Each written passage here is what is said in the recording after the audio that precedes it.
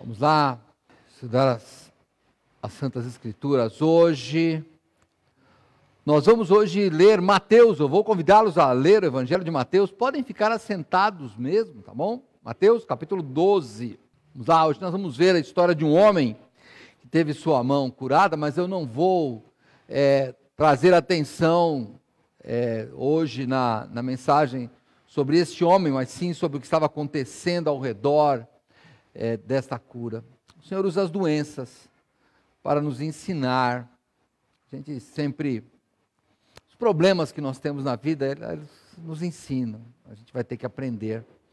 E estamos numa época de muito aprendizado, né? Como dissemos, muita gente enferma, não somente com a Covid, de novo, pessoas gripes fortes, temos vários irmãos, e os problemas existem, e nós vamos aprender com o que o Senhor nos ensina. Vamos ler então Mateus, eu peço que nos acompanhe, pode ficar sentados, eu repito, mas Mateus capítulo 12, a partir do verso 9, diz assim, a palavra do Senhor: E partindo dali, chegou à sinagoga deles, e estava ali um homem que tinha uma das mãos mirrada.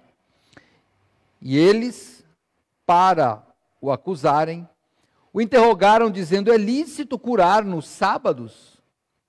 E ele lhes disse: qual dentre vós será o homem que, tendo uma ovelha, e se num sábado ela cair numa cova, não lançará a mão dela e a levantará?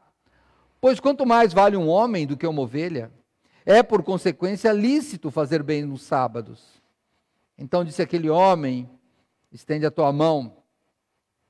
E ele a estendeu, e ficou sã como a outra. E os fariseus, tendo saído, formaram um conselho contra ele para o matarem. Até aqui. Senhor nosso Deus, nosso Pai, muito obrigado, Senhor, porque a tua palavra sempre nos ensina o que é útil. E te peço que hoje, na nossa meditação, no nosso estudo, que possamos aprender muitas coisas úteis para a nossa vida diante de ti. Principalmente, Pai, se alguém que aqui nos ouve presencialmente ou pela rede social, que ainda não tem Cristo, que hoje o teu Santo Espírito possa tocar no coração dessa pessoa, Senhor Deus, e que ela venha se converter, Pai. E os convertidos, Pai, possamos, Senhor, cada vez mais querermos conformar nossa vida à tua vontade. Não nos deixe enganar, Senhor, a nós mesmos. Nós queremos te servir com um coração sincero e de acordo com a tua vontade. É o que nós pedimos em nome de Jesus Cristo, nosso Senhor e Salvador. Amém. Vamos lá. Bom, nesse texto nós encontramos um paralelo em outros dois evangelhos, os sinóticos, né? Eu sempre relembro, hein? Sinóticos são Mateus, Marcos e Lucas. São os evangelhos que mostram a vida de Jesus sob um ângulo bem parecido, por isso sinóticos, sob a mesma ótica. João apresenta Jesus de um jeito um pouco diferente. Mas os relatos, eles se complementam. Então você vai encontrar isso em Mateus, o texto que eu escolhi para hoje, Marcos, capítulo 3, dos 6 primeiros versículos, e Lucas, capítulo 6, dos 6 ao 11. Mas nós vamos nos apegar nesse texto, e talvez eu vou em algum momento nos outros textos, só para complementar a nossa leitura. Mas vamos lá. Comecemos aqui pelo verso 9. Partindo dali, chegou a sinagoga deles. Vamos começar pela sinagoga. Que é sinagoga? Irmãos, sinagoga, na verdade, sabe o que significa em hebraico? Nada, porque é a palavra grega. Sinagoga é uma palavra grega. Ela vem do grego e quer dizer reunião de liderança ou reunião que leva alguém por um caminho. Na verdade, as sinagogas, elas surgem no chamado período interbíblico. Bom, depois que o povo de Israel, o reino de Judá, que é o reino do sul, é invadido pela Babilônia e é queimado lá em 586 a.C., queima o templo, né? Nós vemos isso lá em Crônicas, né? Eles queimaram a casa do Senhor, os babilônios queimam, os fariseus, os judeus, enfim, os judeus ainda, sem um lugar, sem um templo, sem um centro de adoração, eles fazem essa sinagoga, que os judeus chamam de pequeno santuário. É diferente, não tem mais a Arca da Aliança, eles têm hoje uma arca que tem a Torá, que é o livro da lei, eles têm uma outra configuração, mas eles ainda se reúnem nas sinagogas. Você encontra essas sinagogas aqui na nossa cidade de São Paulo, várias delas tem aqui em São Paulo, até tem um hospital aqui em São Paulo, que é um hospital israelita, e tem uma sinagoga lá, a capela deles é uma sinagoga, tá bom? Então eles têm, essas sinagogas continuam lá. Quando Jesus está aqui no seu ministério terreno, tinha um templo. Herodes reconstrói o templo, mas as sinagogas já tinham proliferado. Então tem o templo lá em Jerusalém, nesta época aqui, e tem as sinagogas, que são essas, vou chamar de igrejas. A sinagoga, eu vi num estudo judaico, que dele até o rabino fala, a sinagoga é o que a igreja é para o cristão.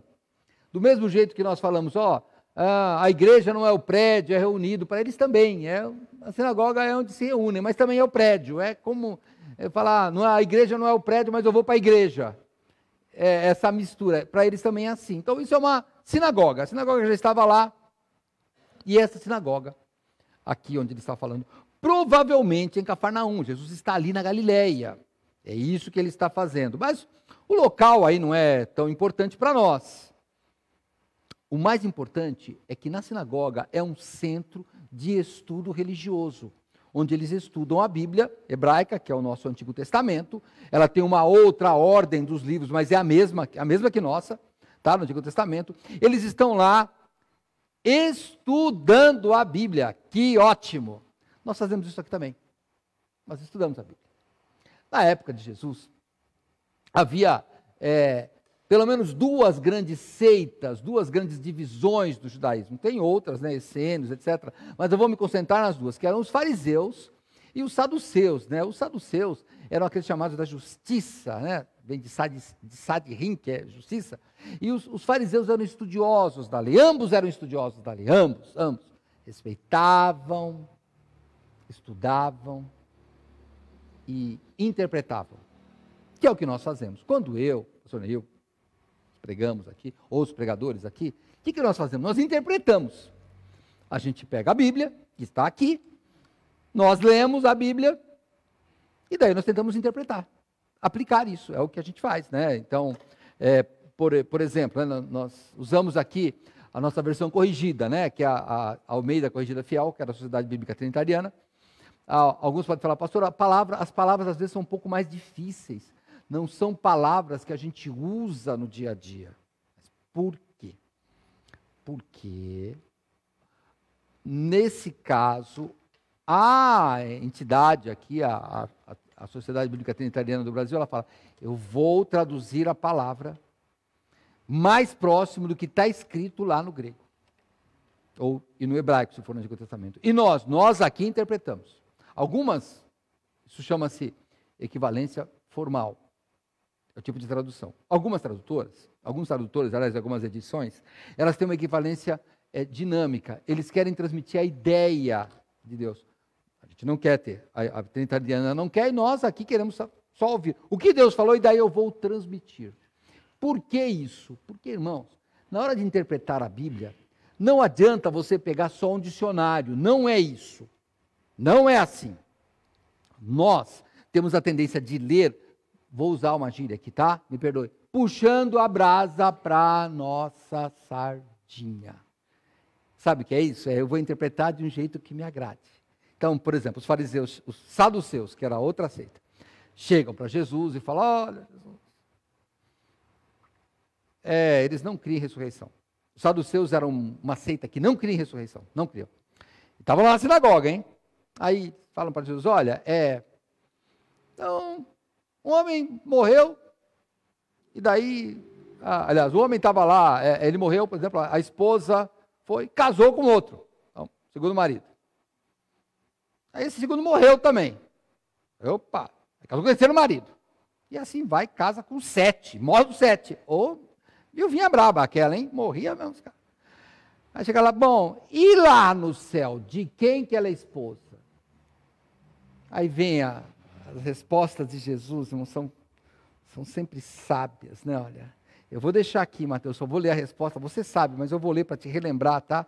Está em Mateus 22, 29, quando eles fazem essa pergunta, ele diz assim: Jesus, porém, respondendo, disse-lhes: errais, não conhecendo as Escrituras nem o poder de Deus. Volte ao nosso texto. Jesus chegou à sinagoga. Jesus andou em várias sinagogas. Judeu, frequentava sinagogas. Paulo também. O problema é que se estudava a Escritura e não sabia qual era a vontade de Deus. E aí vai a minha pergunta para você. Como é a sua leitura bíblica? Como que você aplica no seu dia a dia? Não adianta ficar assim, pastor, sabe quando vem aquelas perguntas, o pastor Neil sofre com isso também comigo? Eu posso fazer isso? A Bíblia não diz nada. Fala, é fácil. Você acha que Deus ia gostar? A Bíblia não diz uma série de coisas. Mas ela tem os princípios, a gente lê a Bíblia com os princípios do que o Senhor diz. Então, os saduceus faziam uma pergunta e falaram, isso não é a vontade de Deus, você sabe qual é a vontade de Deus. Deus quer, por exemplo, quanto ao casamento, Ele quer que case como? Um homem e uma mulher, é isso que Ele quer, porque está na Bíblia. Não estou sendo contra ninguém, só está na Bíblia. E Ele quer que constitua uma família, é isso que Ele quer. E Ele quer que até que a morte separe. Pastor, eu não posso me divorciar? Você tem que ler a Bíblia. A vontade de Deus o que é? É não, então é não, acabou. É muito simples isso. Na dúvida, a gente faz a vontade de Deus do que a gente acha que está certo. Não precisa pegar, mas a Bíblia não diz isso, irmãos, a Bíblia não vai dizer um monte de coisa. A Bíblia diz para não fumar? Não diz, nem tinha cigarro naquela época. Então, nós temos que ler a Bíblia segundo a vontade de Deus, e a primeira pergunta é essa, estamos num templo, você que está aí em casa, também, se você pensar que está num culto, nesse momento, você está num templo, eu vou estender esse templo aqui, vou brincar com você, não é isso não, estou brincando, hein? Depois você briga comigo. Você está no metaverso aí, né? Você já está aí, ó. Então, se considere que você está aqui dentro no avatarzinho seu aqui. Então, vamos lá, estou brincando. Não vai ter igreja de metaverso aqui não, hein? Nós estamos brincando, tá? É só para dizer que você está nesse espírito do templo. E a pergunta serve para você. Como é que você está lendo sua Bíblia? E a pergunta é, como é que você está vivendo? É muito simples. É muito simples, irmão. Imagina, eu estou aqui... Porque os meus pais lá, quando briga, é um tanto palavrão que eu tenho até vergonha. Eu falo, mas seus pais são crentes mesmo? Como é que eles lêem a Bíblia? Ela não diz para não falar palavra torpe? Então tem alguma coisa errada na tua casa. Não, nós temos que ler a Bíblia de acordo com a vontade de Deus. É isso que vai estar. Então, a primeira coisa que nós vamos aprender é isso. Agora vamos continuar com o nosso texto. Falei que a doença hoje do homem era apenas um gancho para a gente estudar o que está ao redor, que hoje é o que me interessa. No verso 10, diz que nessa sinagoga tinha um homem, estava ali um homem que tinha uma das mãos mirradas, ressequidas. E eles, para o acusarem, o interrogaram, dizendo, é lícito curar nos sábados? Bom, deixa eu ver quem foi. Foi Lucas. Lucas, ele completa no relato dele que era a mão direita. Marcos não fala nada, tá bom? Mateus também não, mas Lucas diz que tinha a mão direita. Então a gente já sabe um detalhe, que era a mão direita. E também diz o seguinte, que, na verdade, aqui diz que os escribas e os fariseus estavam observando Jesus para ver se ele iria fazer algum milagre no sábado. E aqui Lucas completa, mas ele bem conhecia os seus pensamentos. Então, a lição que nós aprendemos aqui é que, quando nós temos alguma dúvida, o Senhor Deus já sabe os nossos pensamentos, hein? Ele já sabe disso. E aí, o que acontece? Segundo a Bíblia nos diz aqui, que estava um homem que tinha uma das mãos mirradas, e eles, para acusarem, falam isso. Bom, a questão deles, irmãos, era o sábado. E isso já não era a primeira vez. Eles já estavam com isso assim, meio que na mira, sabe? Ele estava ali pela região da Galileia, E o sábado era o problema, porque o sábado era o significado da lei. E havia acontecido um incidente pouco antes, que está aqui relatado no próprio capítulo 12, né? E você vai ver que no verso 1, eu não vou ler aqui, eu vou ler a partir do verso 5, mas Jesus e os seus discípulos estão colhendo espigas no sábado. Então, passam na colheita e colhem e comem, e não podia fazer nenhum trabalho no sábado. Sábado não podia fazer. Tem que deixar a marmita pronta. Parece que a marmita é de agora, a marmita é antiga. Tinha que deixar a marmita pronta. Não podia fazer fogo no sábado. Tanto que em Israel tem alguns lugares que você para em todos os andares, porque se você apertar o botão do elevador, vai fazer uma faísca. É energia elétrica. Então, para em todos os andares. Então não podia fazer, eles já estavam com isso, eles questionam Jesus e os discípulos, dizendo, olha, vocês estão fazendo o que não é lícito. Verso 1, eu vou ler, eu vou ter que ler inteiro que é mais fácil. Capítulo 12, vamos lá no verso 1, onde começa esse problema com os sábados, hein? Naquele tempo, passou Jesus pelas searas em um sábado, e os seus discípulos, tendo fome, começaram a colher espigas e as comer. E os fariseus, vendo isso, disseram-lhe, eis que teus discípulos fazem o que não é lícito fazer num sábado. Ele, porém, lhes disse, não tendes lido o que fez Davi quando teve fome, e os que com ele estavam, como entrou na casa de Deus e comeu os pães da proposição, que não lhe era lícito comer, nem aos que com ele estavam, mas só os sacerdotes? Ou não tendes lido na lei que aos sábados os sacerdotes no templo violam o sábado, porque eles trabalham, né? E ficam sem culpa? Pois eu vos digo que está aqui quem é maior do que o templo. Mas se vós soubesseis o que significa misericórdia, quero, e não sacrifício, não condenareis os inocentes, porque o Filho do Homem até do sábado é Senhor. Então, ele está dizendo que, olha, Jesus é Senhor do sábado, e ele em outro trecho fala que o sábado foi feito por causa do homem, a lei por causa do homem, e não o homem por causa da lei. E o que era importante de tudo aquilo era trazer o homem em comunhão com Deus, e não ao contrário. Então, quando nós usamos a Bíblia para acusar alguém, e não tentando buscar restaurar esta pessoa, nós estamos errados, porque a Bíblia foi feita para que o homem tenha uma comunhão com Deus. É isso que a Bíblia serve, não é para acusar. Não é para fazer, ela acusa sim o pecado. A Bíblia acusa o pecado, e nós temos que acusar o pecado, temos que anunciar o pecado. Qual o objetivo? Fazer com que a pessoa ponha a mão na consciência, se arrependa e tenha comunhão com Deus, é para isso que serve. A Bíblia não serve para a gente ficar mandando pessoas para o inferno, aliás, nós nem podemos fazer isso. Não, irmão, não. Nós estamos aqui para isso. E eu queria que quando você pensasse em ler sua Bíblia, você pensasse que Deus está tentando te trazer para o caminho certo. É isso que ele quer.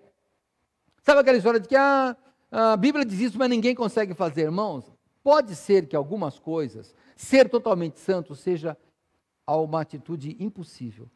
Mas a tentativa nunca é impossível. Eu vou tentar ser santo. Eu vou tentar. Pastor, mas é impossível ser. Mas eu vou tentar. Eu vou tentar, irmãos. É assim que todo mundo conseguiu. Imagine, 300 anos atrás, você falava assim, olha, um dia o homem vai voar, você é impossível. Aí teve alguém que falou, não, mas eu vou tentar. E aí a gente pega o avião hoje. Porque alguém tentou. E nós temos que tentar, irmão, nós temos que tentar seguir a Bíblia. E começa na nossa casa. E a minha pergunta para mim e para você é, estou tentando seguir a Bíblia na minha casa? Eu consigo seguir a Bíblia na minha casa? É isso que eu preciso saber. Eu estou lendo e interpretando a Bíblia na minha casa? Ou a Bíblia é aquele enfeite que fica lá? Não pode ser. A Bíblia serve para repreender meus filhos? Não, a Bíblia serve para mim. E eu ensino meus filhos como viver a Bíblia. Eles sabem ler.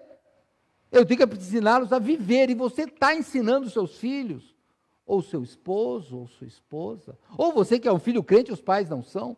Você está ensinando a sua família a ler a Bíblia e a viver como ela? Olha o que o irmão Marildo leu lá na parábola do semeador. Não é? Não. Qual foi o texto, irmão? Foi Mateus 13? Foi Marcos 13? Me ajuda? Foi Mateus 13, não foi? Lucas? É porque Mateus 13 tem a parábola também. Mas eu vou ler o texto que você leu. Não estava no meu aqui, mas eu vou ler. É Lucas 8 que você leu, né? Olha, vou pegar para você ver aqui, olha. Quer ver? Deixa eu virar aqui em Lucas 8, hein? Era aí. Lá, Lucas 8:1, né? Pá. Vamos ver. Olha que interessante quando ele fala da quarta semente. Verso 15, Lucas 8:15. E aqui caiu em boa terra, estes são os que, ouvindo a palavra, o conservam num coração honesto e bom e dão fruto com perseverança. Não, irmão, tem que conservar no coração. Não é aquele que decorou a Bíblia, não é. É aquele que conserva a vontade de Deus no coração. Mas nós não vamos aí, eu vou continuar aqui. Quando Jesus fala isso, para aqueles homens lá, que Senhor, Ele é Senhor do sábado, a fúria começa a vir nos fariseus. E eles começam a ficar enfurecidos, porque Jesus estava mostrando para eles uma lei de Deus que eles não admitiam. Eles usavam a lei de Deus para aprisionar as pessoas na letra. Então era muito fácil aprisionar as pessoas na letra e não trazer as pessoas ao convívio do Senhor. E ele pergunta aqui, vamos lá na pergunta que ele faz, voltando ao nosso texto: é lícito? E o que quer dizer lícito? Lícito quer dizer permitido pela lei. Dentro da lei, licitude. Mas na verdade a palavra poderia ser permitido. Mas como está falando que é permitido segundo a lei de Deus, usa a palavra melhor mesmo aqui, é lícito. É lícito. E aí Jesus vem interpretando a lei. Quando nós vamos no Sermão do Monte, lá em Mateus capítulo 5, Jesus dá uma aula, e nós já pregamos isso em 2016. A gente tem uma série, você não sei se deve estar no YouTube, no Facebook, eu não sei, mas quando a gente fala, ouvistes o que foi dito. E é muito interessante, porque ali, Jesus pega vários trechos da lei e fala, a interpretação de Deus, ou a vontade de Deus é essa. Essa é a vontade de Deus. E o ápice ali, onde ele explica o final, está em Mateus capítulo 5. Vamos lá, estou falando da licitude. Mateus capítulo 5, verso 43. Ele diz assim: ouvistes o que foi dito, amarás o teu próximo e odiarás o teu inimigo. Eu, porém, vos digo, amai a vossos inimigos, bendizei os que vos maldizem, fazei bem aos que vos odeiam, orai pelos que vos maltratam e vos perseguem, para que sejais filhos do vosso Pai que está nos céus, porque faz com que seu sol se levante sobre maus e bons, e a chuva desça sobre justos e injustos. Pois se amardes os que vos amam, que galardão tendes? Não fazem os publicanos também o mesmo? E se saudardes unicamente os vossos irmãos, que fazeis demais? Não fazem os publicanos também assim? Sede vós, pois, perfeitos, como é perfeito o vosso Pai que está no céu. Esse é o objetivo da lei. É fazer a mais. Sabe o texto que o pastor Neil mencionou ali na música, de Romanos 12? Nós vamos ler, eu anotei aqui também. O que nós temos que fazer para ler a Bíblia e viver a Bíblia? Em Romanos 12 diz, o que Paulo nos pede? Vamos lá?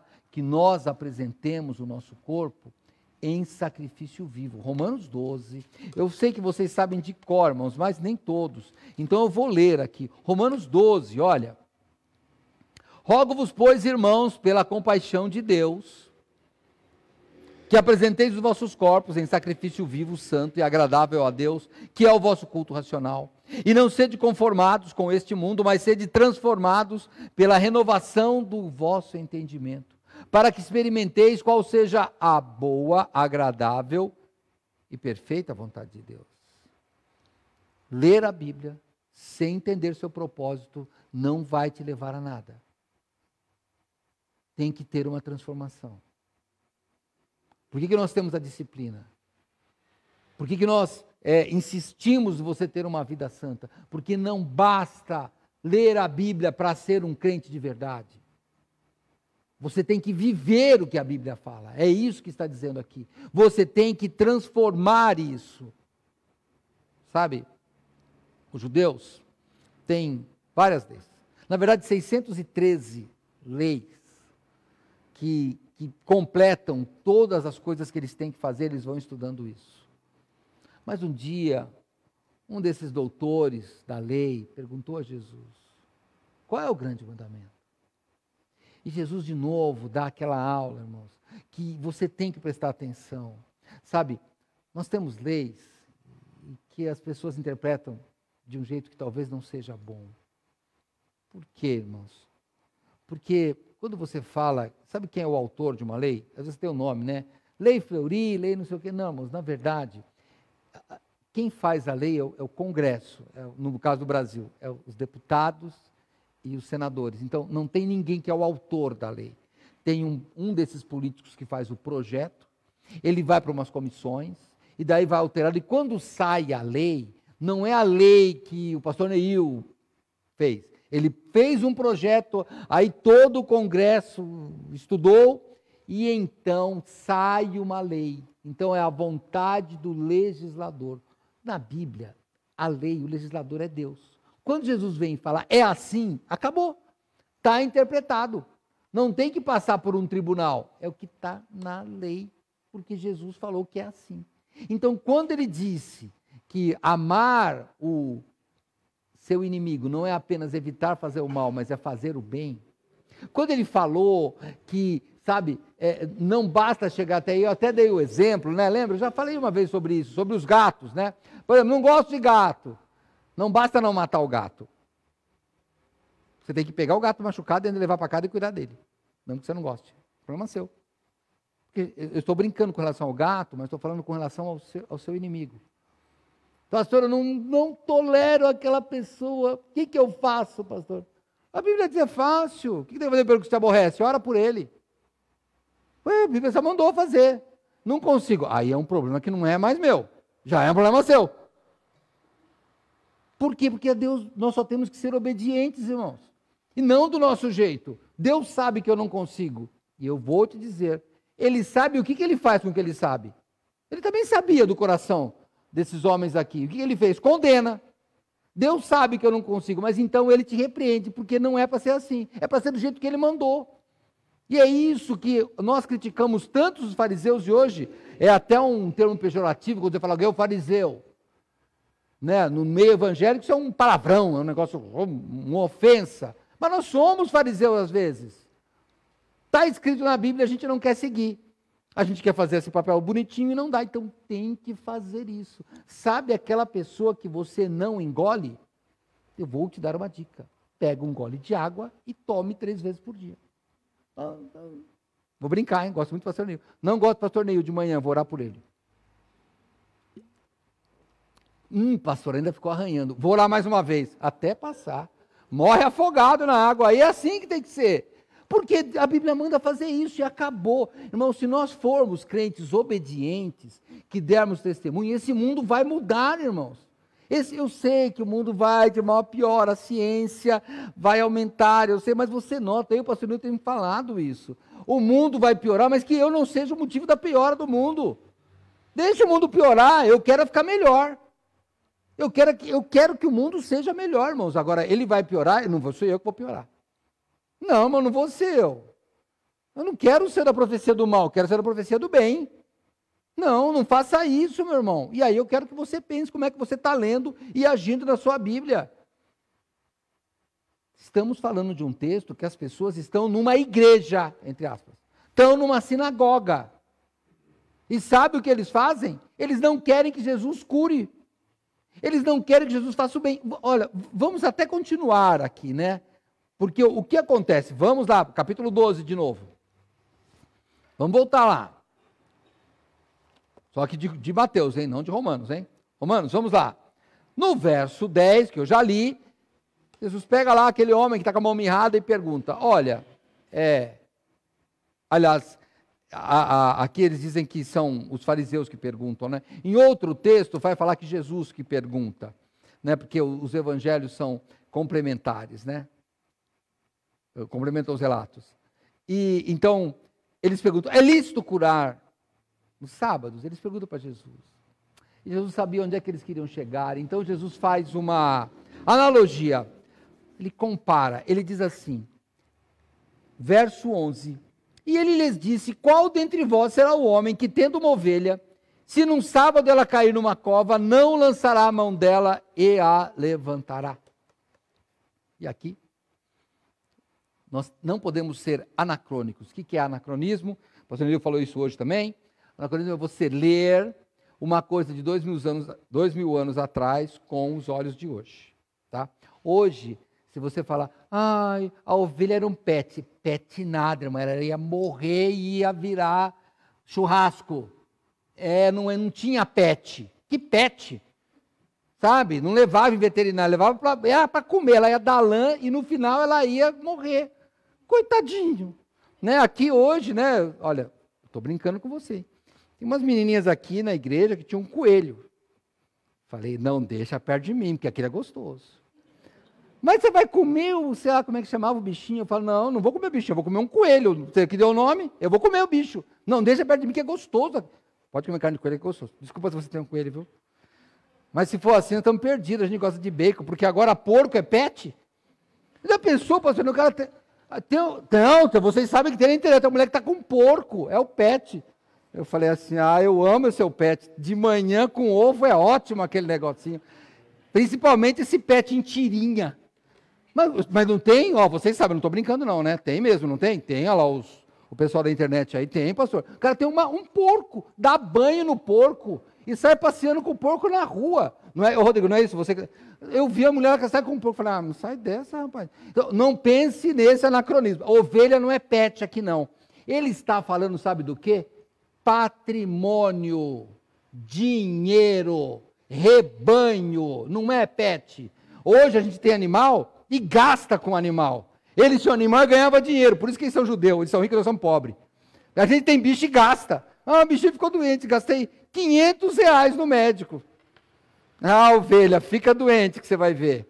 Vai para os cobres antes de apodrecer, já morre. Que é isso, meu amor? Se não morreu, meu sogro, irmão, tinha lá. Criançada, desculpa, vocês que ficaram aqui já não são mais crianças, hein? Sabe aquela expressão, a vaca vai para o brejo? A vaca foi para o brejo mesmo. Lá no sítio, a vaca atolou, ninguém conseguia tirar a vaca. Adivinha o que aconteceu? Nós tiramos a vaca em pedacinhos. Desculpa, mas foi assim. Tivemos que primeiro dar um jeitinho da vaca dormir e fomos tirando os pedaços dela. Ela saiu, mas ela saiu e foi direto. Lá foi e foi para a churrasqueira. Vai fazer o quê? É o jeito do patrimônio, pessoal. Não dá para... O cachorrinho não se preocupa. Se o cachorrinho cair, eu vou tirar ele da lama. Mas se for uma vaca, vai embora. Vai para o brejo, nada. Meu sogro, entre a vaca e ir para o brejo e ir para a churrasqueira, vai para a churrasqueira, já tira o bicho daí. É assim que funcionava. E ele pega, Jesus está falando do patrimônio ovelha. E daí ele pega naquele nervo sensível do ser humano chamado bolso. Ele diz assim, se a ovelha cair e você deixar ela de um dia para o outro, o que vai acontecer? Ela vai morrer. Sabe o que significa isso? Significa que se o meu cachorrinho morrer, a minha filhinha vai chorar. A ovelha significa prejuízo. E ele, prejuízo não. Eu vou tirar ela daí. Porque ela não vai ficar aí, porque eu ganho dinheiro com ela. Ele mexeu na avareza. Irmãos, avareza, Paulo, depois ele nos traduz isso em Colossenses, dizendo que é idolatria. Por quê? Porque, irmãos, a idolatria, o dinheiro, ele traduz para nós em poder, em conforto. Então, na verdade, tudo que quando a gente fala que a gente quer o dinheiro, é que a gente quer tudo aquilo que ele pode nos proporcionar. Porque o dinheiro é uma forma onde você transforma tudo numa coisa só. Se eu pego esta garrafa e eu transformo esta garrafa em R$10, eu posso com esses R$10 transformar num pedaço de pizza, eu posso transformar num pedaço de um carro, num concerto. Enfim, esse é o dinheiro. Isso acaba sendo uma idolatria.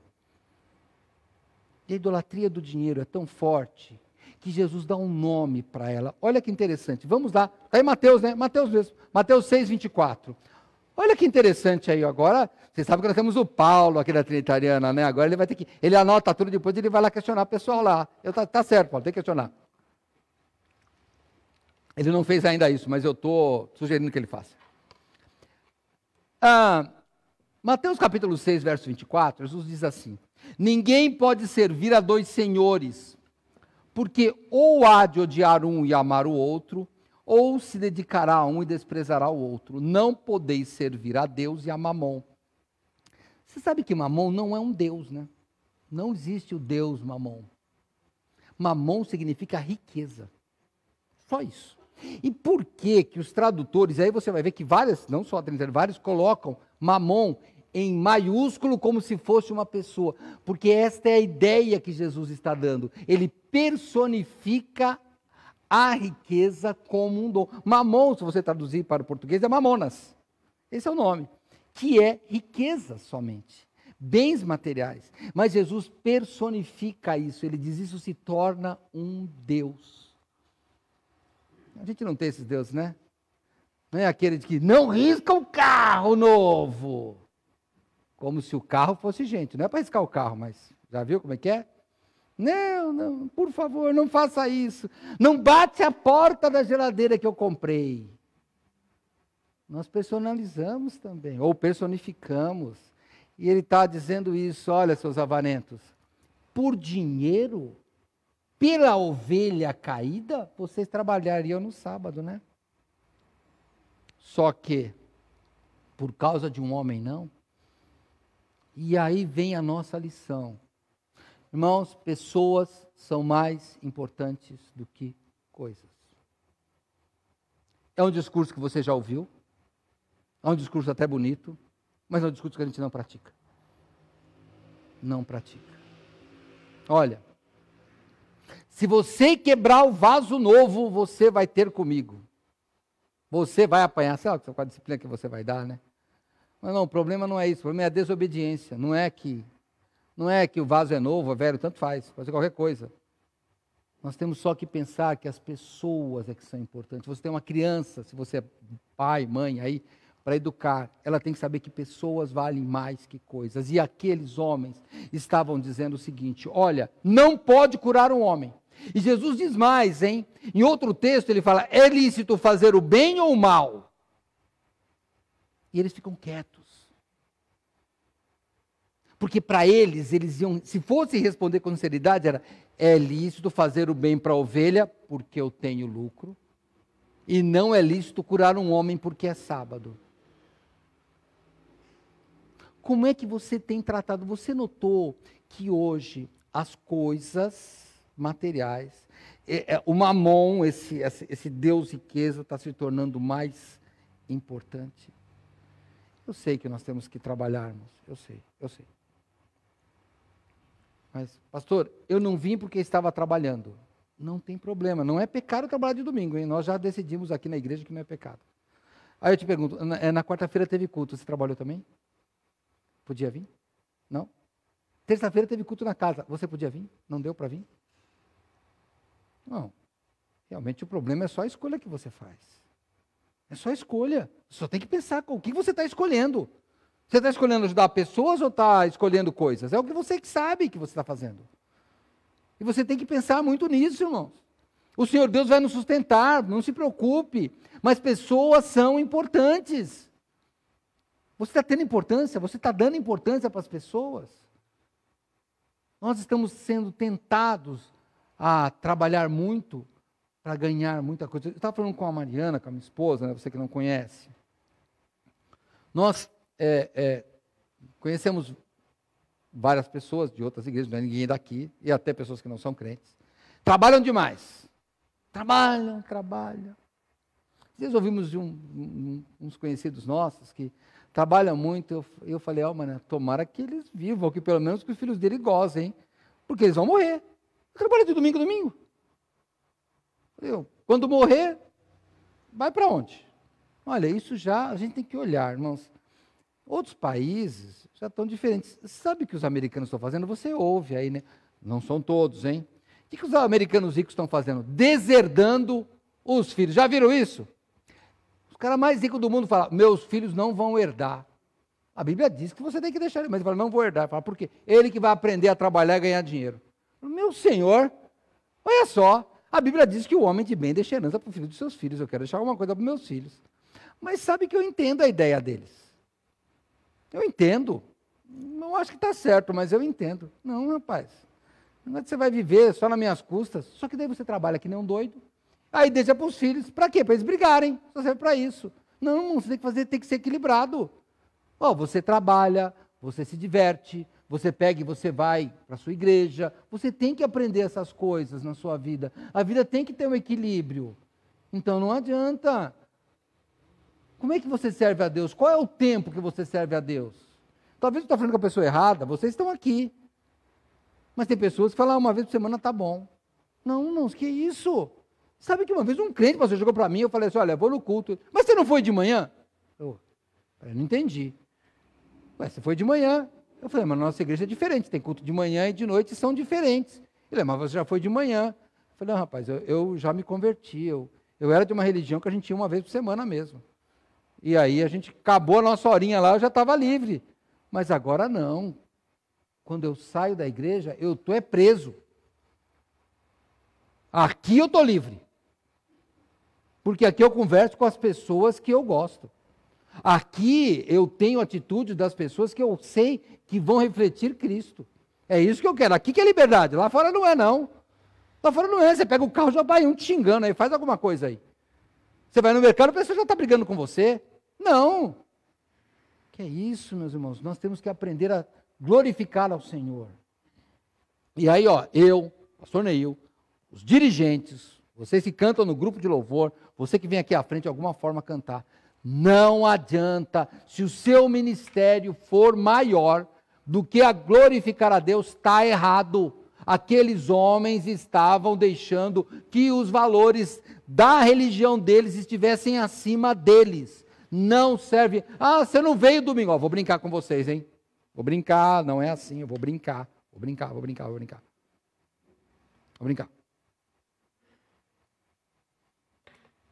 Ô, você aí que canta aí no grupo de louvor, por que você não veio? Ah, não era minha vez de cantar. Ué, você vem para cantar ou você vem para glorificar a Deus? Se for assim, eu não vou vir, eu vou vir só uma vez por semana. Eu prego de manhã, eu não venho, aí à noite. Não, irmãos, a gente vai ter que estar junto, porque eu quero ouvi-lo. Porque eu quero aprender a palavra de Deus, eu quero cantar com vocês. Então, o pessoal lá do fundo, lá que está ali, lá naquela casa. Ué, você não veio, não era minha vez de transmitir. Mas e daí? Esses dias eu vi um negócio interessante, pastor Nel, eu falei para a pessoa assim, sua vez de pegar na transmissão, eu falei assim, não, hoje é até legal, hoje eu posso assistir o culto, porque lá a gente trabalha muito, a gente acaba não prestando atenção no culto, eu prefiro assistir. Eu falei, que legal, é isso aí, meu, é isso mesmo, tem que ser assim, nós temos que ter prazer nas coisas. Olha olha os valores deles, olha o que Jesus fala. No verso 12, pois quanto mais vale um homem do que uma ovelha, é por consequência lícito fazer bem aos sábados. E por que ele fala isso? Porque a questão era de valor. O que era lícito? Era violar o sábado? Não era lícito violar o sábado. Era lícito fazer o bem. É só que eles leram do lado errado da moeda. Você tem que olhar a moeda dos dois lados, ela tem o cara e tem coroa. Não era para violar o sábado, realmente não era. Mas era para fazer o bem. Você não violava o sábado porque era bom. Se violar o sábado vai ser mal, é errado. Se violar o sábado vai fazer o bem, é bom, é lícito. Por quê? Jesus usa os exemplos. Os sacerdotes, o que eles fazem? Olha, pensa aí, pastor Neil. A gente trabalha de domingo? Trabalha, nós estamos trabalhando. É uma forma de trabalho, irmãos, é uma forma de trabalho. O pessoal da transmissão, vocês que cantam, é uma forma de trabalho, de serviço. Então nós estamos errados se tivéssemos que guardar o domingo, porque nós estamos aqui trabalhando. Então não é errado, Jesus usa esse exemplo. E daí ele fala, o que é errado é você fazer qualquer coisa que é para o mal, inclusive quebrar o sábado. E você tem que ler sua Bíblia desse jeito. Pastor, é errado fazer isso? Às vezes eu não sei se é errado, mas eu digo, mas é certo?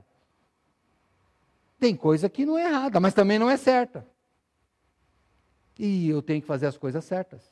Não basta não fazer o errado. Tem que fazer o que é certo também. E é isso que ele fala. Então, pense bem. Vamos pensar em alguns valores? Jesus está dizendo, é melhor cuidar de uma ovelha ou melhor cuidar do ser humano? É melhor cuidar da família ou é melhor cuidar da sua profissão? É melhor eu cuidar do meu ministério ou é melhor eu glorificar a Deus? É eu tenho mais alegria em servir a Deus? Ou eu tenho mais alegria em glorificar a Deus? Irmãos, nós temos que pensar nessas coisas. Nós temos que pensar. Vocês que são professores devem sofrer muito. Porque tem pessoas que vão na escola por uma série de motivos. Alguns vão lá, só querem um diploma. Alguns porque os pais mandaram. Uma série de coisas que tem lá, não importa. Mas deve ter aquele um que fala, eu vim porque eu gosto. Esse é o que te vale a pena você ser professor. Porque aquele gosta. Nós estamos aqui, eu gostaria que todos nós gostássemos de estar aqui. Gostássemos. Sabe, eu vejo bancos vazios aqui, você em casa tem alguns bancos vazios aqui, viu? É triste. Sabe por quê? Por que não vieram? Eu não estou julgando, só quero que você que não veio pergunte por que não veio. Talvez seja doente, não sei. Não sei, não me importa. Eu só quero saber por quê. Por quê? Na pandemia, no auge, nós ainda estamos nela, hein? Não podia vir aqui. A gente não podia vir, né? Então vinha uma equipe gravar. Foi tão interessante, um irmão veio para mim e falou, ô pastor, vocês não têm que medir a temperatura lá não, quando vocês entram? Deixa eu ficar lá medindo, eu só quero ficar aqui só quero no tempo para ficar ouvindo aqui, vai. Eu meço, deixa eu passar pano no microfone, qualquer coisa, eu só quero estar aqui. Eu falei, tá vendo? É assim, irmãos. Deus está olhando o nosso coração, irmãos. Deus não está olhando essa lei aqui, olha. Eles estavam certinhos. Vocês se lembram daquele jovem rico? Ele chega para Jesus e fala, mestre, o que eu devo fazer para ganhar a vida eterna? Ele diz, cumpre os mandamentos. Fala, quais? Ele fala, honrar pai e mãe, os 10 mandamentos. Ele fala, eu já faço desde a mocidade. Ele fala, então tá bom. E daí Jesus fala para ele, mas você quer ser perfeito? Então vende tudo que você tem, dá aos pobres e me segue. E aí o que o homem fez? Não. Ele viu que ele queria seguir os mandamentos, mas ele não queria ser perfeito. E a pergunta que eu faço para mim, eu quero ser um religioso? Eu quero ser um bom pastor? Ou eu quero ser perfeito? A Bíblia diz que eu devo querer ser perfeito. Mateus 5,48. Sede vós, pois, perfeitos, como é perfeito o vosso Pai que está no céu. E de novo eu falo, pastor, é impossível. Não é impossível tentar. Aquele menino queria ser perfeito, aquele jovem. Só que ele não conseguia. Talvez você também queira ser perfeito. Então tente. Só que talvez Jesus te peça algo acima do que você está pensando. Não é só cumprir os mandamentos. É ser perfeito. Não era só não guardar o sábado. Era curar as pessoas. Não era só, não fazer o mal. Era fazer o bem, inclusive. É isso que estava acontecendo. Nós temos que pensar que a palavra religião significa religar a Deus. Se você tem pecado, e aí vem um item fundamental, se você tem pecado, você não consegue agradar a Deus. E só há uma forma de agradar a Deus, é tirando o pecado através do Senhor Jesus Cristo. E é por isso que os judeus tanto o odiavam. Porque ele vinha com esta palavra de tirar o pecado. E o fariseu em si, ele não tinha essa ideia. Olha a oração que o fariseu faz na parábola de Jesus. Que ele diz que 2 homens subiram ao templo para orar. Um fariseu e um publicano pecador. O fariseu dizia, olha, muito obrigado, Pai, porque eu cumpro os mandamentos. Dou meu dízimo de tudo, não sou igual a esse pessoal aí não. E o outro só dizia, perdoa que eu sou o pecador. Jesus falou assim, aquele fariseu está errado. Não é cumprir a lei, é ficar contrito debaixo do Senhor, é mudar a atitude. Não adianta, pastor, eu vou na igreja todo domingo, que daí? É bom você vir, mas isso tem que ser consequência de uma vida consagrada. Não, vou pedir para vocês, vamos mudar esse mundo com uma vida consagrada, irmãos. Vamos mudar esse mundo, irmãos, mostrando, através das nossas obras, que o Senhor Jesus transforma.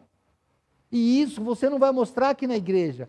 Quando você sair daqui, você pensa que as pessoas que estão aí fora vão admirar porque você está na igreja? Sabe o que eles vão falar? Bando de fanático, nesse fio devia estar em casa. É isso que eles vão falar para você. É isso, mas não é aqui que você vai dar testemunho, irmão. Não vai. Aí a gente fala que a nossa igreja não dá testemunho. Dá sim, eu vou mudar um pouquinho nessa frase. Esta igreja dá testemunho, de segunda a sábado, lá fora. Aqui não, vai lá fora. Pastor, eu quero dar o testemunho. Muito bem, irmão, pode dar. No seu serviço, na sua escola, no seu trabalho. Pode dar testemunho adoidado. Tem que dar mesmo. Aqui não, para quem vai dar aqui? Aqui não precisa dar testemunho, todo mundo é crente. Dá para os de fora. Você tem dado testemunho para os de fora? Quando o seu colega de trabalho, quando precisa de algum conselho cristão, ele vai te perguntar? Quando ele precisa de alguém calmo, de acordo com a palavra de Deus, algum pacificador, ele vai te procurar? Não, aquele nervosinho lá, não, aquele nervosinho é o crente. Ué, não, está errado, mas tem alguma coisa que está errada. Não, se não transformar a vida, nós não seremos esse crente que Jesus está falando. Nós vamos ser os fariseus.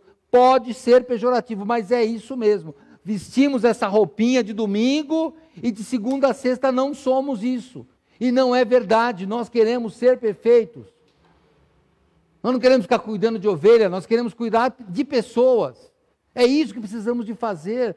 Por favor, irmãos, vamos mudar isso. Chega desse crente sem testemunho. Irmãos, se o Brasil tem, 30% de crente agora, falaram, de evangélico, 30%, por aí, né? Irmãos, Deus tinha que estar 30% mais glorificado no nome dele. Não parece que isso acontece. Agora é moda virar que é ateu. Todo mundo que eu escuto lá fala, olha, eu sou ateu. Parece que tem um orgulho de falar que é ateu. Para que falar que é ateu? Problema seu que você é ateu, meu amigo. Eu não sou. Eu creio em Deus. E a pessoa tem que saber que nós somos diferentes. Tem um Deus que muda a nossa vida. É assim que é seu serviço, é assim que é seu trabalho, é assim que seu marido, sua esposa te vê. Tem que ter uma mudança. Mas não ficar mostrando só a Bíblia para ela se você não muda a sua vida. É isso que Jesus está falando aqui. Sabe por quê? Porque a verdadeira Bíblia, irmãos, é aquela que está no nosso coração. Isso não foi só Jesus. Ele replicou as palavras lá de Jeremias. Vamos lá para Jeremias, que eu vou terminando aqui, estamos no último versículo. Jeremias 31. Jeremias 31. No verso 33. Diz assim, mas esta é a aliança que farei com a casa de Israel, depois daqueles dias, diz o Senhor, porei a minha lei no seu interior, e a escreverei no seu coração, e eu serei o seu Deus, e eles serão o meu povo. É aquilo. O desfecho é o mais interessante. Mateus 12, 13. Então, disse aquele homem, estende a tua mão, e ele a estendeu, e ficou sã como a outra. E aqui eu vou terminando a mensagem. Lembra que eu te falei que eu não queria me focar na doença? Sabe por quê? O homem foi curado. O problema da doença dele foi resolvido. Mas todo o discurso foi em torno dos fariseus e da interpretação da lei. Se eles estavam lendo a lei e obedecendo a lei segundo a vontade de Deus. E, infelizmente, poderia terminar aqui esse texto e dizer assim, e os fariseus se alegraram com o milagre. Mas não é isso que acontece. O homem com a mão ressequida, ele teve a mão de volta. Mas a Bíblia diz no verso 14, e os fariseus, tendo saído, formaram conselho contra ele para o matarem. O final é triste. Eu queria terminar diferente essa mensagem. Era melhor que o homem não tivesse sido curado e os fariseus tivessem mudado. Mas não acontece isso. Sabe por quê? Porque milagres não mudam o coração. Curas não mudam o coração. Só o amor de Deus, quando entra no nosso coração, ele nos constrange e transforma. Então, você está aqui buscando milagre, não vai achar. Porque isso não vai mudar o seu coração. Você está aqui tentando ver, pastor, eu quero saber o que a Bíblia diz, irmãos, também não vai, talvez não ache isso. O que vai achar é a mudança do seu coração. Já pediu conselho para mim? Eu sei de alguns que eu já aconselhei aqui. Infelizmente tem uns que eu falei e não resolveu nada. Talvez eu tenha falado errado, pode ser, mas talvez não tenha seguido a Bíblia. Não pergunte as coisas para mim, para o pastor Neil, porque nós vamos responder dentro da Bíblia. E daí vai sair ruim para você. Por quê? Você não vai querer fazer. Então, nem pergunte. Poxa vida, às vezes eu vejo que tem membro que vai perguntar para mim e fala, irmão, olha, a Bíblia diz isso e isso. Aí eu vejo que ele não acatou. Eu falo, rapaz, eu fui adolescente, era assim mesmo, eu já ia olhar para o pai e para a mãe, eu ia, qual que vai deixar? Senão eu já nem ia. Se você já sabe que a vontade de Deus não é essa, não pergunte para nós. Porque se a gente falar para você fazer o que a Bíblia não diz, nós que estamos errados. Não. O texto devia terminar diferente. Felizmente, a Bíblia relata que é verdade. Os fariseus, depois de ver o milagre, depois de Jesus dar essa lição de vontade de Deus, o que Deus quer é o bem, que a sua avareza não vale nada, de que na verdade Deus não quer que guarde o sábado, Deus quer que você cuide das pessoas, que um homem curado é mais importante do que uma ovelha, que é um patrimônio, que é vou usar até no nosso exemplo aqui, o carro bateu, que deixa o carro bater, o que importa são pessoas, mas não era assim que eles pensavam, eles não mudam o pensamento. Não mudam, porque o coração é duro. A mão do homem estendeu e ficou curada, mas o coração dos fariseus não. Deus já fez milagre em sua vida? Talvez tenha curado. Mas a minha pergunta é, ele mudou o seu coração? Deus tem que mudar o coração. Os fariseus tinham valores diferentes. Sabe o que eles queriam? Quando Pilatos, ele lava as mãos, ele diz que sabia, a Bíblia diz que Pilatos sabia que Jesus estava sendo entregue por inveja dos fariseus. Ele sabia a motivação, inveja. E na verdade era a inveja e a avareza de segurar o poder. Porque João capítulo 11, antes de eu liquidar só esse texto que eu gostaria também de ler, mas João capítulo 11, você vai ver um discurso muito interessante depois que Jesus ressuscita Lázaro. O que eles fazem? Eles falam assim, puxa vida, verso 47 de João 11. Depois os principais sacerdotes e os fariseus, olha ele de novo, formaram um conselho e diziam, que faremos? Porquanto este homem faz muitos milagres. Se o deixamos assim, todos crerão nele. E virão os romanos e tirar-nos-ão o nosso lugar e a nação. Valores deles era avareza, era política, era inveja. Por isso que o homem teve a mão curada, mas eles não tiveram o coração curado. Demorou. E nem todos eles. Aliás, a maioria não curou. Como termina a história para você? Sua mão pode estar estendida, mas e o seu coração está mudado? Irmão, se o coração não mudar, não adianta, você tem que deixar Jesus mudar sua vida. Os valores que Jesus colocou na sua vida tem que determinar as suas atitudes. Se você diz ser cristão, mas não age como um cristão, me perdoe o que eu vou te falar, mas você é um fariseu.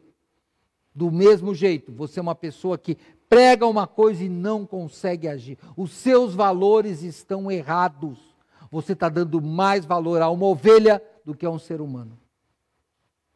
Pense nisso, irmãos. Nós estamos ainda e vamos sofrer mais perseguição moral. O mundo está cada vez pior.